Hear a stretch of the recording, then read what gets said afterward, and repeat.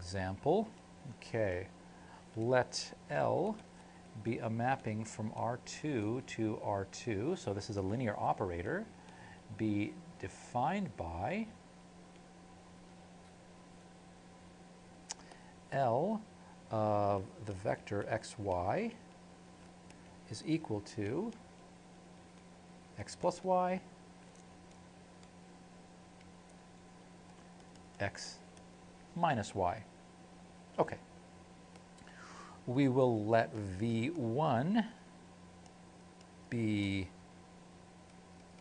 x1, y1. We'll let V2 be x2, y2. We want to show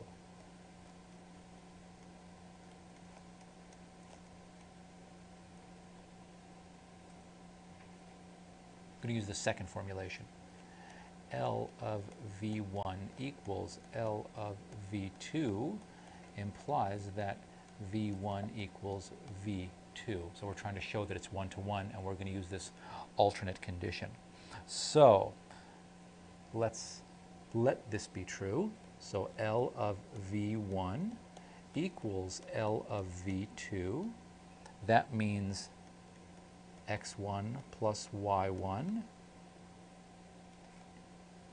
x1 minus y1 is equal to L of V2, which is x2 plus y2, x2 minus y2, not 1.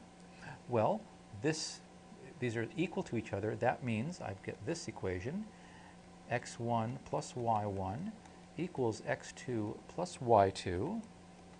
And from the second part, these are equal. So let me draw, these are equal and these are equal. So x1 minus y1 equals x2 minus y2. All right. The way I've arranged these, if I actually just add these equations straight down, I get 2x1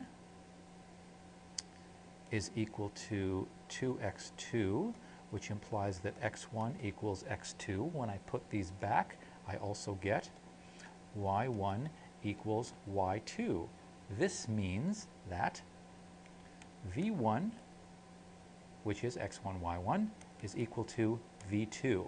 So by starting with the supposition that this is the case, I've shown that this is the case, which is precisely what this implication means. Implication means that when this is true, it implies this. Well, to work this out mathematically, I start with this and I follow the train of logic, and if I end up with this, that means this implication is true.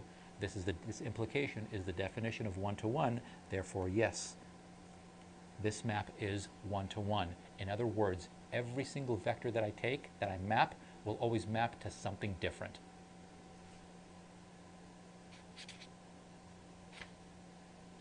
Okay, let's do a second example here. Example 2.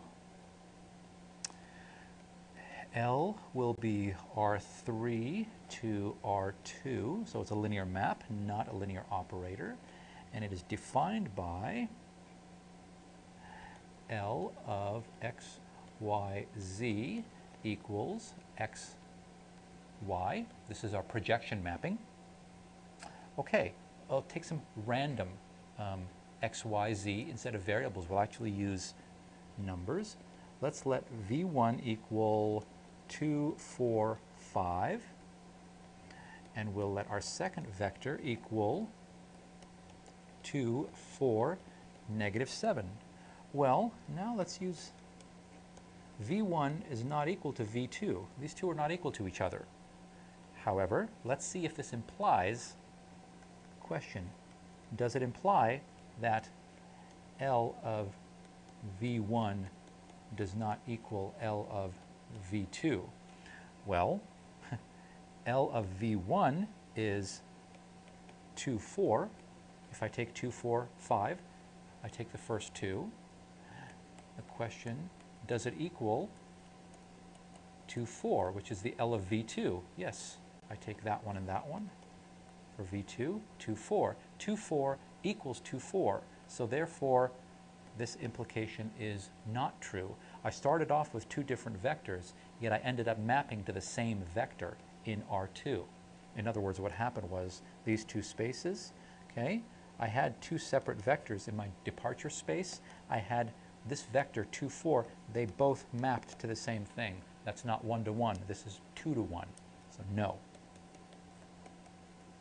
Not 1 to 1. Okay.